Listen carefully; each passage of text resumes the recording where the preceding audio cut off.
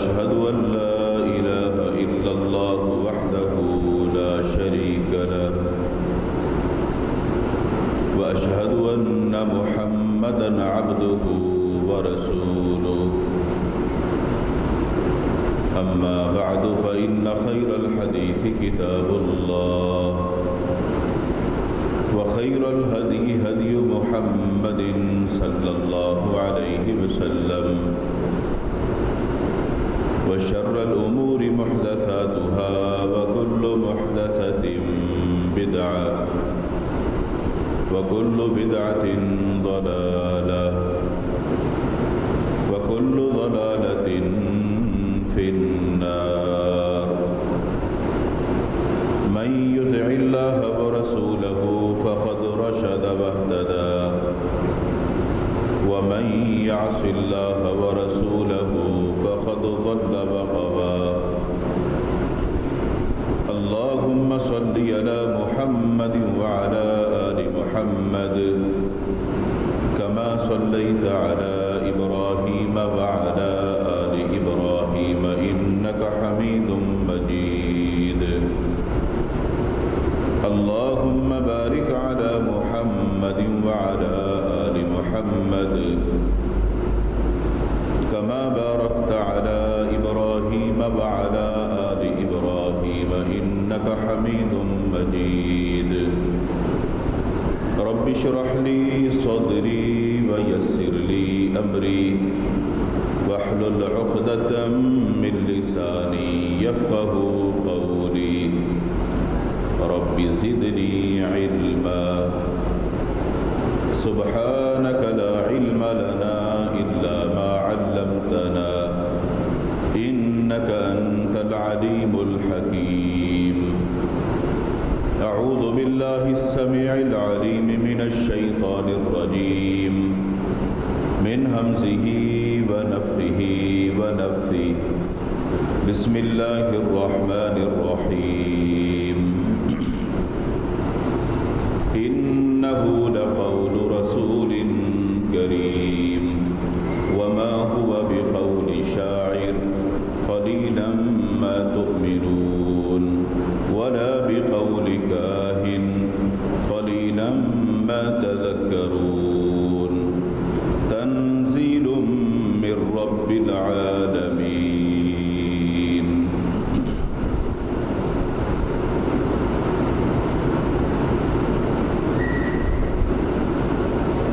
ہر قسم کی حمد و ثنا کبریائی بڑائی اللہ وحدہ لا شریک خالق کائنات مالک ارض و سما کے لیے درود و سلام ہو امام الانبیاء ہادی رہبر و رہنما احمد مجتبی جناب محمد الرسول اللہ صلی اللہ علیہ وآلہ وسلم کی ذات اقدس پر جن کو اللہ رب العالمین نے اس کائنات کے لیے رحمت للعالمین بنا کر مبعوث فرمایا. حضرات گرامی، اسلامی سال کا آغاز محرم الحرام سے ہوتا ہے. رسول اکرم صلی اللہ علیہ وآلہ وسلم نے قرب قیامت کی جو نشانیاں اور علامات بیان فرمائی، ان میں دنوں کا، مہینوں کا اور سالوں کا تیزی کے ساتھ گزرنا بھی ذکر ہے. سال اتنی جلدی گزر جائے گا، ختم ہو جائے گا کہ ایک بندے کو اندازہ بھی نہیں ہوگا کہ سال گزر گیا ہے. اور وہ آپ کی پیش گوئیاں ہم اپنی آنکھوں سے دیکھ رہے ہیں کہ سال گزرتے ہیں اتنی تیزی کے ساتھ کہ جس طرح مہینے گزرتے ہیں. جیسے ہی اسلامی سال کا آغاز ہوتا ہے مسلمانوں کی جو اسلامی تاریخ ہے، اگر اس پر ہم نظر ڈالتے ہیں تو ہماری تاریخ شہادتوں سے منور ہے۔ تاریخ اسلامی کا کوئی دن، کوئی مہینہ ایسا نہیں ہے جس میں کسی مسلمان کی شہادت نہ ہوئی ہو۔ ان شہادتوں میں اس دنیا کے عظیم تر لوگ جن کو رسول اکرم صلی اللہ علیہ وآلہ وسلم کی صحبت کا شرف حاصل ہوا، وہ صحابہ کرام ہیں، جو اس امت کی سب سے مقدس ہستیاں ہیں۔ اور ان صحابہ کرام میں جو عظیم ترین لوگ ہیں وہ خلفائے اربعہ ہیں، جو رسول اکرم صلی اللہ علیہ وآلہ وسلم سے سب سے زیادہ قریبی تھے۔ اور ان خلفائے اربعہ میں رسول اکرم صلی اللہ علیہ وسلم نے جن کو اپنے ساتھ ہمہ وقت پایا، جن کا ذکر خیر کیا، ان میں سیدنا ابو بکر صدیق رضی اللہ عنہ اور عمر فاروق رضی اللہ تعالی عنہ ہے۔ تاریخ اعتبار سے عمر فاروق رضی اللہ تعالی عنہ کی جو شہادت ہے وہ ذی الحجہ کے مہینے کے یا تو آخری دنوں میں ہے، 26، 27 یا پھر یکم محرم الحرام کو ہے۔ اگرچہ تاریخ میں کچھ اختلاف ہے، مختلف اقوال ہیں، مگر انہی دنوں میں وہ زخمی ہوئے اور پھر شہادت نصیب ہوئی۔ ایک عظیم انسان کا دنیا سے چلے جانا، جبکہ وہ مسلمانوں کا ایک امیر ہو اور خلیفہ ہو، اور وہ انسان ایسا ہو کہ جس کو مانگنے کے لیے اللہ کا جو پیغمبر ہے وہ بھی دعائیں کرے کہ یہ شخص ہمیں مل جائے، اس بندے کی سیرت کیسی ہوگی، اس کا کردار کیسا ہوگا، اس کی بہادری اور اس کی شجاعت کیسی ہوگی، جس کو صرف مسلمان ہی نہیں بلکہ دوسرے بھی یہ گواہی دیں کہ اگر لوگوں کے اندر ایک عمر اور پیدا ہو جاتا تو دنیا پر کفر کا نام باقی نہ رہتا۔ صحابہ کرام رضوان اللہ علیہ مجمعین تمام کے تمام جنتی ہیں، مگر ان صحابہ کرام کے اندر بھی کچھ فضائل ہیں اور ہر صحابی کی اپنی ایک فضیلت ہے۔ ان عظیم ہستیوں نے اس وقت اسلام کو اپنے سینے سے لگایا جب اسلام کو قبول کرنا بڑا مشکل تھا۔ بڑی تکلیفوں کے بعد اور بڑی دکھ بری زندگی کے جو لمحات ہیں ان کو جھیلنے کے بعد یہ لوگ پروان چڑھے ہیں، ان کو جنت کی بشارتیں ملی ہیں۔ اور یہ کوئی معمولی بات نہیں ہے، جب اسلام کو قبول کرنا اتنا مشکل تھا ان لوگوں نے اسلام قبول کیا۔ اور پہلے اسلام قبول کرنے والے جو صحابہ کرام ہیں، اگر ان کی سیرت ہم پڑھتے ہیں تو پتہ چلتا ہے کہ گویا کہ اپنے آپ کو تلوار کے سامنے کھڑا کرنا، جیسا کہ ایک بندہ اسلام قبول کر رہا ہے، گویا اپنے آپ کو دشمنوں کے حوالے کرنا کہ ایک بندہ اسلام قبول کر رہا ہے۔ اسلام اور کفر دونوں مد مقابل، اور کفر اسلام کو مٹانے کے لیے اور رسول اکرم صلی اللہ علیہ وسلم کی دشمنی کو اپنے دلوں کے اندر بٹھا کر مقابلہ کرنے کے لیے تیار ہے کہ نعوذ باللہ جو پیغمبر کو قتل کرے گا اس کو عرب کے اندر اتنا بڑا انعام ملے گا، جو مسلمانوں کا خاتمہ کرے گا اس کو ہیرو مانا جائے گا۔ ان ادوار میں، ان ایام میں، ان لمحات کے اندر کیا اسلام قبول کرنا کوئی آسان کام ہو سکتا ہے؟ ہرگز بھی نہیں۔ عمر فاروق رضی اللہ تعالی عنہ کو رسول اکرم صلی اللہ علیہ وسلم کی جو صحبت نصیب ہوئی، صحابہ کرام کے اندر یہ دوسرے نمبر پر آتے ہیں۔ پہلا نمبر ابو بکر صدیق رضی اللہ تعالی عنہ کا ہے اور دوسرا عمر فاروق رضی اللہ تعالی عنہ کا ہے۔ آپ کی سیرت اور کردار کتابیں بھری پڑی ہیں، ایسی ایسی مثالیں قائم کی ہیں کہ قیامت تک لوگ ان مثالوں کو پڑھیں گے ضرور، مگر وہ مثالیں دوبارہ قائم نہیں کی جا سکتی۔ وہ یہی لوگ تھے جو مثالیں قائم کر گئے اور رہتی دنیا تک کے لیے لوگوں کو بتا کر چلے گئے کہ یہ کردار مسلمانوں کا تھا۔ عمر فاروق رضی اللہ تعالی عنہ کا نسب اور خاندان اگر اس پر ہم نظر ڈالتے ہیں تو آپ کا نام عمر تھا اور کنیت ابو حفص تھی اور لقب فاروق تھا۔ والد کا نام خطاب تھا، والدہ کا نام ختمہ تھا۔ آپ کا سلسلہ نسب 8ویں پشت میں جا کر رسول اکرم صلی اللہ علیہ وآلہ وسلم سے ملتا ہے۔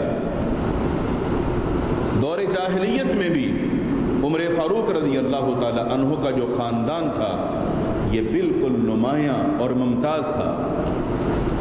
عمر فاروق رضی اللہ تعالی عنہ ہجرت نبوی سے 40 سال قبل مکہ المکرمہ میں پیدا ہوئے۔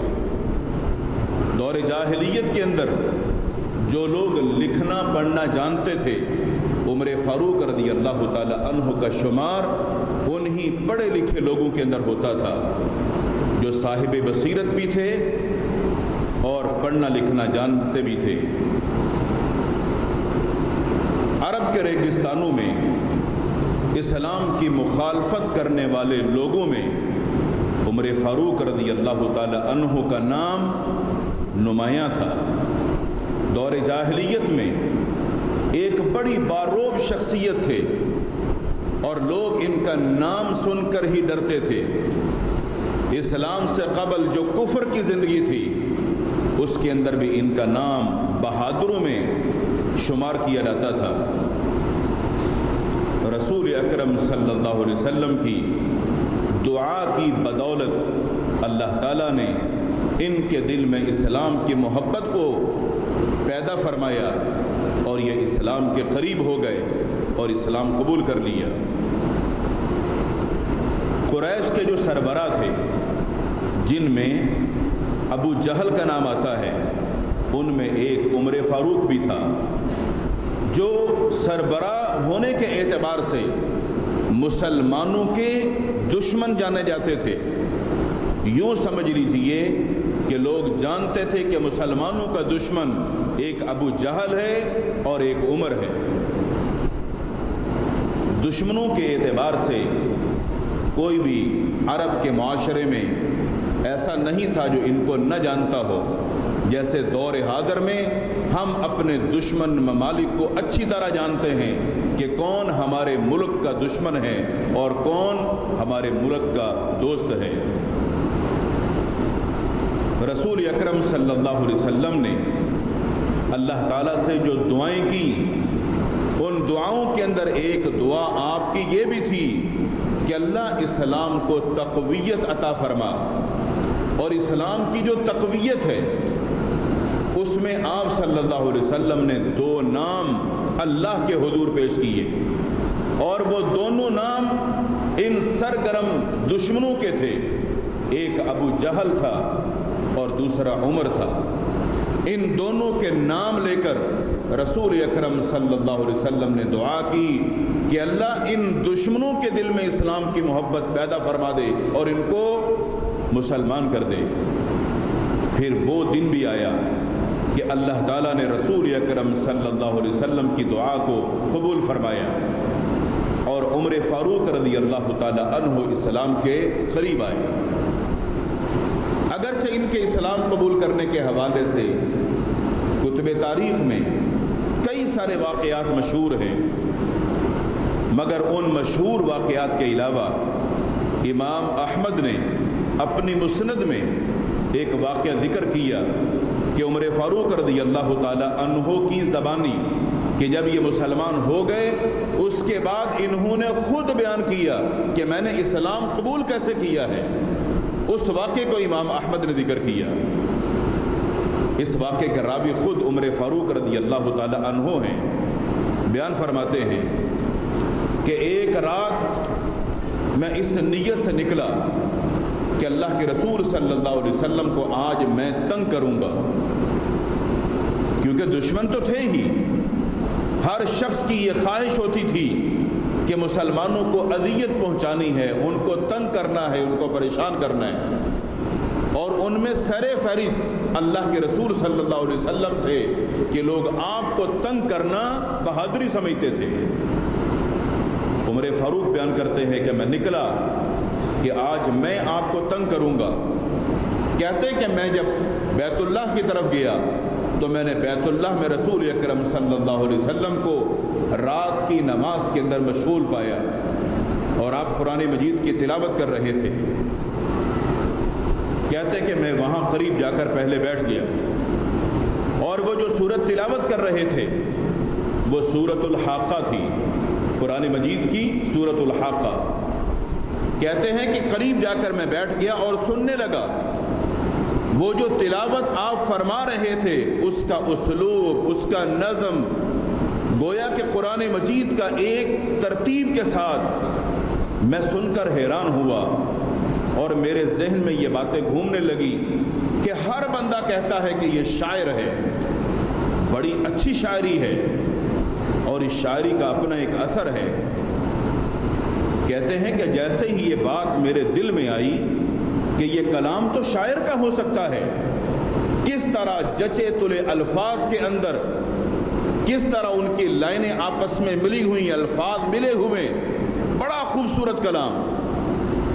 کہتے ہیں جیسے ہی یہ بات میرے دل میں آئی ادھر رسول اکرم صلی اللہ علیہ وسلم جو تلاوت فرما رہے تھے آپ اس آیت مبارکہ پر پہنچے، اِنَّهُ لَقَوْلُ رَسُولٍ کریم، کہ بے شک یہ جو کلام ہے یہ عزت والے کا کلام ہے. وَمَا هُوَ بِقَوْلِ شَاعِرٍ، یہ کسی شاعر کا کلام نہیں ہے. قَلِيلًا مَا تُؤْمِنُونَ، بہت تھوڑے ہیں جو اس پر ایمان لاتے ہیں. کہتے ہیں کہ جو خیال میرے دل میں تھا جب میں نے تلاوت سنی تو میں سوچنے پر مجبور ہو گیا کہ میں تو سوچ رہا تھا یہ شاعر کا کلام ہے اور اس نے میری دل کی بات کو جان لیا. لگتا ہے کہ یہ کوئی کاہن ہے جو دل کی بات کو بھی جان لیتا ہے. آپ نے اگلی تلاوت کی، اگلی آیت پڑھی اور اس میں وَلَا بِقَوْلِ كَاهِنٍ ذکر تھا کہ یہ کسی کاہن کا کلام نہیں ہے. پہلے میرے ذہن میں آیا کہ شاعر کا کلام ہے، جب اس کا انکار کر دیا تو میں نے سوچا کہ دل کی بات کو جان گیا، یہ تو کاہن ہو سکتا ہے جو دل کی بات کو بھی جانتا ہے. تو فوراً اس کا بھی رد کر دیا، وَلَا بِقَوْلِ كَاهِنٍ، یہ کاہن کا بھی کلام نہیں ہے. قَلِيلًا مَا تَذَكَّرُونَ، بہت کم ہیں جو اس سے نصیحت حاصل کرتے ہیں. اگلی آیت آپ نے پڑھی، تنزیل من رب العالمین، یہ تو جہانوں کا جو پالنے والا پروردگار ہے اس کی طرف سے نازل کردہ کلام ہے. کہتے ہیں یہ سننا تھا اور میرے دل کے اندر اسلام گھر کر چکا تھا. میں تو آیا تھا تنگ کرنے کے لیے، اپنے دل کے اندر نفرت بٹھا کے آیا تھا، مگر جب میں نے یہاں سنا تو مجھے یقین ہو گیا کہ یہ شاعر کا کلام بھی نہیں ہے اور یہ کاہن بھی نہیں ہے، یہ کلام ہمارے پروردگار کی طرف سے ہے. کہتے ہیں کہ جب یہ کلام میں نے سنا تو دل پر اثر ہوا. پھر رسول اکرم صلی اللہ علیہ وآلہ وسلم پر جو یہ ظلم ڈھایا کرتے تھے اس کا خاتمہ ہونے لگا. پھر رسول اکرم صلی اللہ علیہ وسلم کی صحبت میں حاضر ہوئے اور اسلام قبول کیا. رسول اکرم صلی اللہ علیہ وسلم کے سامنے حاضر ہونے کے بعد جب کلمہ پڑھا، مسلمان ہوئے، تو آپ صلی اللہ علیہ وسلم اور صحابہ کرام کو دیکھا کہ زید بن ارقم رضی اللہ تعالی عنہ کا جو گھر تھا جس کو دار ارقم کہا جاتا ہے، وہیں پر آپ صحابہ کرام کو تعلیم دیتے، ان کی تربیت فرماتے، اور وہیں پر آپ نمازیں ادا کرتے۔ عمر فاروق رضی اللہ تعالی عنہ کے اسلام قبول کرنے کے بعد یہ دراصل اللہ کے نبی صلی اللہ علیہ وسلم کی جو دعا تھی اللہ نے قبول فرما لی، اور آپ نے گویا اللہ سے مانگ کر لیا تھا کہ اللہ اسلام کو تقویت دے، اور یہ اسلام کو تقویت ملی عمر فاروق رضی اللہ تعالی عنہ کے ذریعے سے۔ مورخین لکھتے ہیں کہ نماز کا وقت ہوا تو وہیں دار ارقم کے اندر ہی نماز پڑھنے کا اہتمام کیا جاتا تھا۔ عمر فاروق رضی اللہ تعالی عنہ نے جب دیکھا کہ یہیں پر عبادت کریں گے تو کہنے لگے اللہ کے نبی صلی اللہ علیہ وسلم بیت اللہ میں نماز کے لیے نہیں جائیں گے؟ آپ نے فرمایا عمر ابھی ہماری تعداد تھوڑی ہے، مسلمان تھوڑے ہیں، اسلام ابھی کمزور ہے۔ تو کہا پھر میرا اسلام قبول کرنے کا کیا فائدہ؟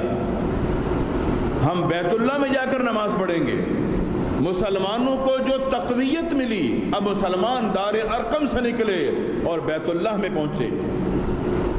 عرب کے معاشرے میں جب یہ بات لوگوں تک پہنچی، افواہ پھیل گئی کہ خطاب کا بیٹا عمر مسلمان ہو گیا ہے، گویا کہ جو دشمنان اسلام تھے ان کی جو طاقت تھی ان کے اندر سے ایک ایسا بندہ اسلام قبول کر چکا ہے۔ اب وہ لوگ سوچ میں پڑ گئے کہ ہم جتنے ان کے سرگرم تھے مخالفت کے اندر، اب عمر فاروق تو اس طرف چلا گیا، اب ہمارا کیا بنے گا؟ عمر فاروق رضی اللہ تعالی عنہ کے اسلام قبول کرنے سے دشمنوں کی جو طاقت تھی وہ کمزور ہونے لگی۔ عبداللہ بن مسعود رضی اللہ تعالی عنہ بیان کرتے ہیں کہ عمر کے اسلام قبول کرنے سے مسلمانوں نے جو تقویت حاصل کی وہ سب سے پہلا قدم ان کا یہ تھا کہ وہ دار ارقم سے نکلے تھے اور بالکل کھلی فضا میں وہ بیت اللہ میں پہنچے تھے، اور اس سے پہلے یہ ممکن نہیں تھا۔ اسلام قبول کرنے والے عمر فاروق رضی اللہ تعالی عنہ ایک موقع پر اللہ کے نبی صلی اللہ علیہ وسلم نے بھی ان کے ایمان کی گواہی دی کہ یہ پکا ایماندار شخص ہے۔ عبداللہ بن ہشام فرماتے ہیں کہ ہم رسول اکرم صلی اللہ علیہ وسلم کے ساتھ تھے، آپ صلی اللہ علیہ وسلم نے عمر فاروق رضی اللہ تعالی عنہ کا ہاتھ تھاما ہوا تھا۔ عمر رضی اللہ تعالی عنہ نے عرض کی کہ اللہ کے نبی صلی اللہ علیہ وسلم مجھے آپ سے محبت ہے ہر چیز سے بڑھ کر سوائے میری جان کے۔ آپ نے فرمایا کہ عمر نہیں، اپنی جان سے بھی بڑھ کر مجھ پیغمبر سے محبت کرو گے تو ایمان کی تکمیل ممکن ہے۔ کہنے لگے اللہ کے نبی صلی اللہ علیہ وسلم اگر ایسا ہی ہے تو عمر اپنی جان سے بھی بڑھ کر آپ سے محبت کرتا ہے۔ رسول اکرم صلی اللہ علیہ وسلم نے فرمایا کہ ہاں اب تمہارے ایمان کی تکمیل ہوئی ہے۔ اس حدیث سے پتہ یہ چلتا ہے کہ رسول اکرم صلی اللہ علیہ وسلم کے ساتھ ایک مومن کی جو محبت ہے وہ اس کے مال و متاع سے، اس کی اولاد سے، یہاں تک کہ اس کی جان سے بھی زیادہ ہوگی تو اس کے ایمان کی تکمیل ہوگی۔ اگر ہمیں اپنی جانیں عزیز ہیں اور پیغمبر سے ہم محبت کا اظہار بھی کرتے ہیں تو ایمان مکمل نہیں ہے۔ پیغمبر صلی اللہ علیہ وسلم کے ساتھ محبت اپنی جانوں سے بھی بڑھ کر ہے۔ عمر فاروق رضی اللہ تعالی عنہ دین پر قائم تھے، ثابت قدم تھے، اور رسول اکرم صلی اللہ علیہ وسلم نے اس کی گواہی بھی دی۔ ابو سعید خدری رضی اللہ تعالی عنہ بیان فرماتے ہیں کہ رسول اکرم صلی اللہ علیہ وسلم نے ارشاد فرمایا کہ میں نے خواب میں دیکھا کچھ لوگ میرے سامنے پیش کیے گئے جنہوں نے قمیضیں پہنی ہوئی ہیں، اور ان میں بعض ایسے ہیں کہ جن کی جو قمیض ہے وہ ان کے سینے تک ہے، اور بعض ایسے تھے کہ جن کی قمیض لمبی تھی، اور وہ جو لمبی قمیض والے تھے فرمائے کہ وہ عمر فاروق تھے۔ ان کا قمیض اتنا لمبا تھا کہ وہ زمین پر گھسٹ رہا تھا۔ صحابہ کرام نے جب یہ خواب سنا تو اللہ کے نبی صلی اللہ علیہ وسلم سے سوال کیا کہ اللہ کے نبی صلی اللہ علیہ وسلم آپ نے جو خواب بیان فرمایا ہے پھر اس کی تعبیر کیا ہے، ہمیں اس کی تعبیر بھی بتائیے، اس کی حقیقت بھی بتائیے۔ تو رسول اکرم صلی اللہ علیہ وسلم نے ارشاد فرمایا اس سے مراد اس کا دین اور دین پر اس کی ثابت قدمی اور اس کی دینداری ہے۔ گویا کہ عمر فاروق رضی اللہ تعالی عنہ کے متعلق جو آپ نے خواب دیکھا، ان کی قمیض اتنی لمبی ہے جو زمین پر گھسٹ رہی ہے، تو یہ ان کی دینداری کی نشانی اور اس کی علامت ہے۔ اور اس روایت کو امام بخاری رحمہ اللہ نے صحیح بخاری میں ذکر کیا۔ عمر فاروق رضی اللہ تعالی عنہ صحابہ کرام کے اندر علمی اعتبار سے بڑے ہی نمایاں تھے۔ چنانچہ رسول اکرم صلی اللہ علیہ وسلم نے ایک موقع پر صحابہ کرام کے سامنے اپنا خواب بیان فرمایا۔ آپ نے فرمایا کہ میں نے خواب کے اندر دودھ پیا اور وہ دودھ اتنا تھا کہ میں اس سے سیراب ہو گیا، اور اس کے بعد وہ پیالہ دودھ کا میں نے عمر کو پیش کر دیا۔ عمر فاروق نے اس سے پھر دودھ پیا۔ صحابہ کرام نے پوچھا اللہ کے نبی صلی اللہ علیہ وسلم آپ نے جو خواب بیان فرمایا ہے اس کی تعبیر بھی بیان فرما دیجئے۔ تو رسول اکرم صلی اللہ علیہ وسلم نے ارشاد فرمایا اس سے مراد دین کا علم ہے، کہ وہ دین کا علم اللہ نے مجھے دیا اور میرے ذریعے سے وہ علم منتقل ہوا عمر فاروق کی طرف۔ عمر فاروق رضی اللہ تعالی عنہ صحابہ کرام کے اندر صاحب علم و بصیرت تھے۔ رسول اکرم صلی اللہ علیہ وسلم سے ہی سیکھا اور آپ سے ہی تربیت حاصل کی، اور پھر اس علم کو پھیلانے والے بھی بنے۔ عمر فاروق رضی اللہ تعالی عنہ رسول اکرم صلی اللہ علیہ وسلم کے محبوب شخص تھے۔ عمر بن عاص رضی اللہ تعالی عنہ بیان کرتے ہیں ایک دفعہ میرے ذہن میں سوال آیا تو میں نے وہ سوال اللہ کے نبی صلی اللہ علیہ وسلم سے پوچھا۔ میں نے کہا ای الناس احب الیک، اللہ کے نبی صلی اللہ علیہ وسلم آپ لوگوں کے اندر سب سے زیادہ محبت کس سے کرتے ہیں؟ اللہ کے رسول صلی اللہ علیہ وسلم نے اس کا جواب دیا۔ آپ نے فرمایا عائشہ۔ سوال کرنے والے مجھے لوگوں میں سب سے زیادہ محبت اپنی بیوی عائشہ کے ساتھ ہے۔ سائل کہتا میں نے پھر کہا من الرجال، مردوں کے اندر سب سے زیادہ محبت آپ کس سے کرتے ہیں؟ رسول اکرم صلی اللہ علیہ وسلم نے جواب دیا، فرمایا ابوہا، عائشہ کے والد سے، یعنی ابو بکر صدیق رضی اللہ تعالی عنہ سے۔ قلت کہتا ہے سائل میں نے پھر پوچھا اللہ کے نبی صلی اللہ علیہ وسلم ابو بکر کے بعد آپ سب سے زیادہ محبت کس سے کرتے ہیں؟ آپ نے فرمایا عمر بن خطاب سے۔ ابو بکر صدیق رضی اللہ تعالی عنہ کے بعد جس کا نام لیا وہ عمر فاروق رضی اللہ تعالی عنہ ہیں۔ اس روایت کو امام بخاری رحمہ اللہ نے صحیح بخاری میں ذکر کیا۔ اس سے اندازہ ہوتا ہے کہ اللہ کے رسول صلی اللہ علیہ وسلم جن ہستیوں کے ساتھ محبت فرماتے ہیں یہ ہستیاں اپنی جان سے بڑھ کر اپنے پیغمبر سے محبت کرتی ہیں۔ گویا کہ یہ محبت یک طرفہ نہیں تھی، یہ محبت دو طرفہ تھی، اور یہ دلوں کے اندر جو محبت اجاگر کی ہے یہ اللہ تعالیٰ نے کی ہے، اور یہ اللہ تعالیٰ نے دلوں کے اندر محبتیں ڈالی ہیں۔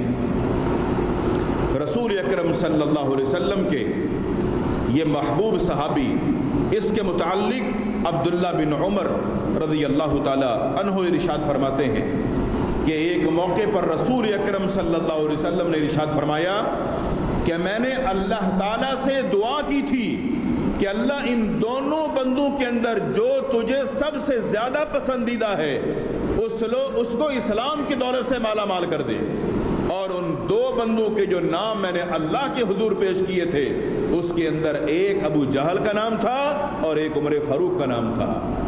تو اللہ تعالیٰ نے ان دونوں کے اندر سے جس کو چنا ہے وہ عمر فاروق رضی اللہ تعالی عنہ ہیں، کہ اللہ تعالیٰ بھی ان لوگوں سے محبت فرماتا ہے، صرف پیغمبر ہی نہیں، اللہ تعالیٰ بھی ان لوگوں سے محبت فرماتا ہے، اور اللہ نے ان کی دولت کی بھرمار کر دی اور دین کا علم بھی عطا فرمایا اور ایمان کی دولت سے مالا مال فرما دیا۔ رسول اکرم صلی اللہ علیہ وسلم نے ایک موقع پہ الہامی لوگوں کے متعلق ارشاد فرمایا الہام یہ ہوتا ہے کہ اللہ تعالیٰ اپنی طرف سے کسی بندے کے دل میں کوئی بات ڈال دے، اس کو الہامی شخص کہا جاتا ہے۔ ابو ہریرہ رضی اللہ تعالی عنہ کی روایت بیان کرتے ہیں، آپ نے فرمایا لقد كان فيما قبلكم من الامم محدثون فإن يكن من امتي احد فإنه عمر۔ بے شک ہم سے پہلے جو امتیں گزر چکی ہیں ان کے اندر کچھ الہامی لوگ ہوا کرتے تھے، اللہ تعالیٰ ان کے دل کے اندر بات ڈال دیتا تھا۔ آپ نے فرمایا اگر میری امت کے اندر اگر کوئی ایسا شخص ہوتا تو وہ عمر فاروق رضی اللہ تعالی عنہ ہیں جو الہامی ہو سکتے ہیں۔ آپ اندازہ کیجئے اس امت کے اندر عمر فاروق رضی اللہ تعالی عنہ کی طرف آپ نے جو اشارہ کیا کہ اللہ تعالیٰ اگر کسی بندے کے دل کی طرف الہام فرمائے، اس امت کے اندر اگر کوئی شخص اس کا اہل ہو سکتا ہے تو وہ عمر فاروق رضی اللہ تعالی عنہ ہے۔ اسی وجہ سے رسول اکرم صلی اللہ علیہ وسلم کے دور نبوت کے اندر کئی سارے ایسے واقعات پیش آئے کہ ادھر عمر فاروق رضی اللہ تعالی عنہ نے اللہ کے نبی صلی اللہ علیہ وسلم سے وہ بات کی کہ اللہ کے نبی صلی اللہ علیہ وسلم یہ کام اس طرح کرنے کا آپ حکم فرما دے۔ ابھی آپ نے حکم دیا نہیں تھا، کچھ ہی وقت گزرا تھا، اللہ نے اسی بات کو جبریل کو بھیج کر وحی کے ذریعے سے پیغمبر تک پہنچا دیا۔ گویا کہ وہ واقعات ہیں کہ عمر فاروق رضی اللہ تعالی عنہ نے جو پیغام یا جو مشورہ نبی صلی اللہ علیہ وسلم کو دیا، اللہ کو بھی وہ پسند آیا اور اللہ نے وہ وحی کر کے اپنے پیغمبر کو حکم دیا کہ ایسا ہی کیا جائے۔ اس سے اندازہ ہوتا ہے کہ صحابہ کرام کے اندر عمر فاروق رضی اللہ تعالی عنہ کا ایک نمایاں مقام تھا۔ ایک موقع پر رسول اکرم صلی اللہ علیہ وسلم نے صحابہ کرام کے سامنے اس چیز کا اظہار کیا۔ عقبہ بن عامر رضی اللہ عنہ اس حدیث کے راوی ہیں، امام ترمذی نے اس روایت کو ذکر کیا۔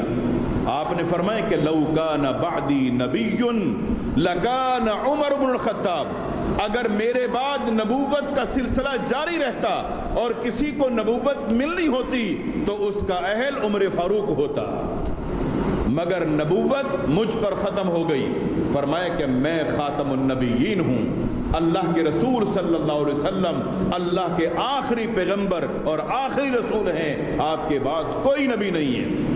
جو نبوت کا دعویٰ کرے گا وہ کذاب ہوگا، وہ دجال ہوگا، وہ فراڈیا ہوگا، وہ جھوٹا ہوگا، اور اس بندے کو اس امت کے اندر رہنے کا بھی کوئی حق نہیں ہے اور اس کو زمین پر زندہ رہنے کا بھی کوئی حق نہیں ہے۔ اگر آپ کے بعد نبوت کا سلسلہ جاری رہنا ہوتا تو اس امت کے اندر اس کا اہل عمر فاروق ہوتا۔ رسول اکرم صلی اللہ علیہ وسلم نے ایک موقع پر ان کی ایمان کی تقویت کی طرف اشارہ کرتے ہوئے ذکر کیا۔ سعد بن ابی وقاص رضی اللہ تعالی عنہ بیان کرتے ہیں کہ رسول اکرم صلی اللہ علیہ وسلم گھر میں تشریف فرما تھے، دروازے پر دستک دی گئی اور پتہ چلا کہ عمر فاروق آئے ہیں۔ اللہ کے نبی صلی اللہ علیہ وسلم نے اندر آنے کی اجازت دی۔ کہتے ہیں کہ اس وقت اللہ کے نبی صلی اللہ علیہ وسلم کے پاس کچھ قریش کی خواتین بیٹھی ہوئی تھی۔ اتنے میں عمر فاروق رضی اللہ تعالی عنہ جیسے ہی اجازت مانگتے ہیں، ان کی آواز سنی تو وہ خواتین فوراً وہاں سے اٹھیں، جو باتیں کر رہی تھیں وہاں سے اٹھیں اور پردے کے پیچھے جا کر چھپ گئیں۔ عمر فاروق رضی اللہ تعالی عنہ گھر میں داخل ہوئے، رسول اکرم صلی اللہ علیہ وآلہ وسلم کے چہرے پر مسکراہٹ تھی، اور آپ کیوں نہ مسکراتے؟ خواتین بیٹھی آپ سے باتیں کر رہی تھی۔ اچانک عمر فاروق اندر جب داخل ہوئے اجازت لے کر تو خواتین نے عمر فاروق کا نام سنا اور وہاں سے اٹھ کر پردے کے پیچھے جا کے چھپ گئیں۔ یہ منظر دیکھ کر میرے پیغمبر کیسے نہ مسکراتے کہ عمر فاروق تیرا کتنا روب ہے، اور یہ گھریلو خواتین جو بیٹھی باتیں کر رہی تھی تیرا نام سن کے ہی تیرے غصے اور تیری جلالت کی وجہ سے، تیرے روب اور ہیبت کی وجہ سے پردے کے پیچھے چھپ گئی اور خاموشی چھا گئی۔ عمر فاروق رضی اللہ تعالی عنہ نے اللہ کے نبی صلی اللہ علیہ وسلم کے چہرے مبارک پر نظر ڈالی، کہنے لگے اللہ کے نبی صلی اللہ علیہ وسلم اللہ تعالیٰ آپ کو اسی طرح خوش رکھے جیسے آپ کے چہرے پر مسکراہٹ ہے۔ مگر یہ مسکراہٹ کس چیز کی ہے؟ فرمایا عمر یہ مسکراہٹ اس لیے ہے کہ ابھی خواتین میرے پاس بیٹھی باتیں کر رہی تھیں، جیسے ہی آپ تشریف لائے تو وہ فوراً پردے کے پیچھے چھپ گئیں۔ عمر فاروق رضی اللہ تعالی عنہ فوراً کہنے لگے ان خواتین سے کہ تمہیں تو اللہ کے نبی صلی اللہ علیہ وسلم سے ڈرنا چاہیے، تم مجھ سے ڈر رہی ہو۔ انہوں نے کہا کہ ہاں حقیقت یہ ہے کہ اللہ کے نبی صلی اللہ علیہ وسلم تو نرم ہیں مگر آپ سخت مزاج ہیں، آپ غصے والے ہیں۔ آپ نے فرمایا تم کیا جانتے ہو عمر، جس راستے پر تم چلتے ہو شیطان بھی وہ راستہ چھوڑ کے چلا جاتا ہے۔ جس راستے پر عمر چلتا ہے شیطان اپنا راستہ تبدیل کر لیتا ہے۔ اس امت کے اندر عمر فاروق رضی اللہ تعالی عنہ کی شخصیت بالکل نمایاں ہے۔ آپ کے مناقب، آپ کے فضائل، آپ کی سیرت، آپ کا کردار اور آپ کا دور حکومت، جب آپ امیر المومنین تھے اور خلیفۃ المسلمین تھے، ایسے ایسے مثالیں قائم کیے کہ امت کے لیے کیا حکمرانوں کے لیے ان کے اندر ایک سبق ہے، وہ نصیحت ہے۔ اگر آج کل کوئی شخص امارت چاہتا ہے، حکمرانی کرنا چاہتا ہے، اس کو چاہیے کہ وہ عمر فاروق رضی اللہ تعالی عنہ کی سیرت پڑھے۔ اگر کسی حکمران نے ان کی سیرت کو نہیں پڑھا وہ حکمرانی کر سکتا ہی نہیں۔ اگر کوئی چاہتا ہے میں اس کو ریاست مدینہ بناؤں مگر جنہوں نے اس ریاست کو قائم کیا ان لوگوں کی سیرت نہیں پڑھی، وہ کیا جانے کہ ریاست مدینہ کیسے ہوتی ہے۔ اگر ان لوگوں کی سیرت اور کردار کو، ان کے واقعات کو نہیں پڑھا، وہ مسلمانوں کے دل کبھی نہیں جیت سکتا اور وہ لوگوں پر حکمرانی کبھی نہیں کر سکتا، وہ لوگوں کو ان کے حقوق کبھی نہیں دلوا سکتا۔ آج ضرورت ہے ہمیں صحابہ کرام کو اہمیت دے کر ان کی سیرت و کردار، ان کے واقعات کو پڑھنے کی اور دل سے ان صحابہ کرام کے ساتھ محبت کرنے کی۔ صحابہ کرام اس امت کے اندر وہ لوگ تھے جن کی محنتوں کی وجہ سے یہ دین ہم تک پہنچا ہے۔ انہوں نے اللہ کے نبی صلی اللہ علیہ وسلم سے اس دین کو لیا، یاد کیا اور آگے پہنچایا تو یہ دین ہم تک پہنچا۔ اس سے اندازہ ہوتا ہے کہ ان کی قربانیوں کی وجہ سے آج ہم مسلمان ہیں، ہم اس دین کو سیکھ رہے اور پڑھ رہے ہیں۔ اللہ تعالی ہم سب کو صحابہ کرام کی سچی محبت نصیب فرمائے، ان کے نقش قدم پر چلنے کی توفیق عطا فرمائے، دین کو سیکھنے، سمجھنے اور اصلاح کرنے کی توفیق عطا فرمائے۔ وآخر دعوانا ان الحمد للہ رب العالمین۔